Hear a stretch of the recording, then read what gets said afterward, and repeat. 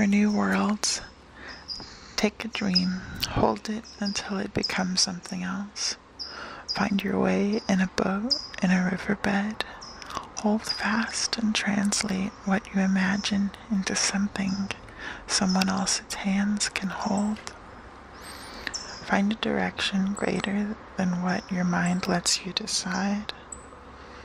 Hold fast to whatever momentum you think you have.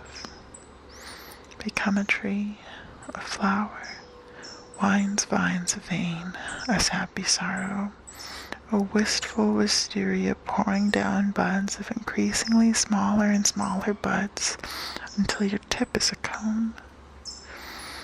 Remember, morning papers are just to be part of your wide open process.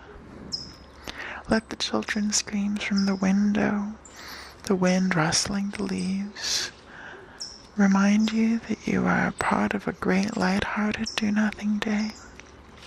And when you have no expectations, everything around you becomes a moment of something. A poem can be carved out of combs, and a whisper can be made into a pointillist bowerbird home.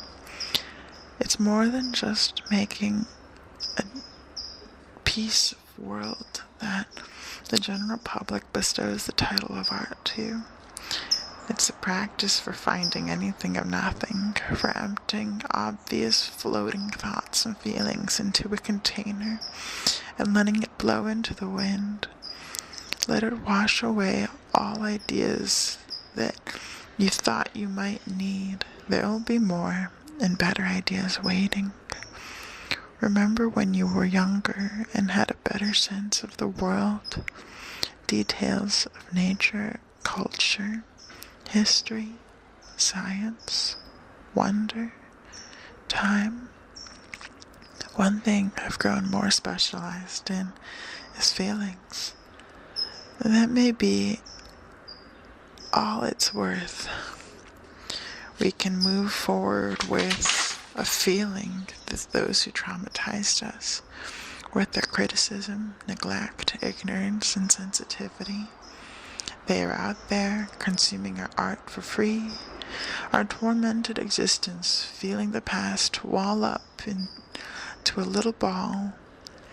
Recording and having a public-facing world means taking your vulnerabilities and allowing them to be seen and judged by those who judge.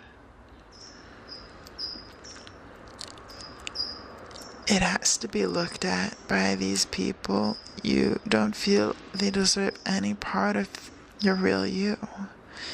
You must let that go. Let the feelings that they will stop you in any way go.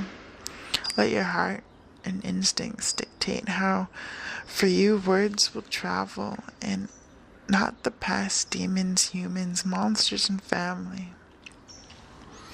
Don't feel beholden to a character they've helped shape with your conditioning. You've been groomed to expect things, influenced when those things aren't real.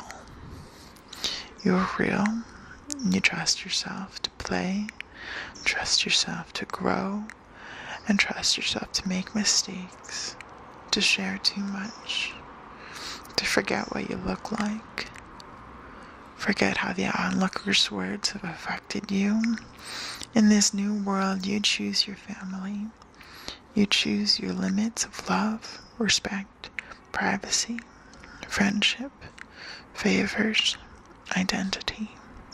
Hole up, armor up, strip bare, collate. Arrange your papers to create a different story. One day you'll feel a grief pass through you, a specific kind of grief that relates to past expectations, and you can be anew. Each compliment isn't an arrow stemming from the past, a bitter taste of too little too late. We can appreciate what we have here and now for a little while. One day I'll feel liberated to call her out of a long list in the past, but can any one day of apologizing affect my trust in people, understanding of context and belonging, and of the privilege of a safe harbor? To feel like an alien with a darkness and irritability. Why must I insist on my way? Is it the only way I know how?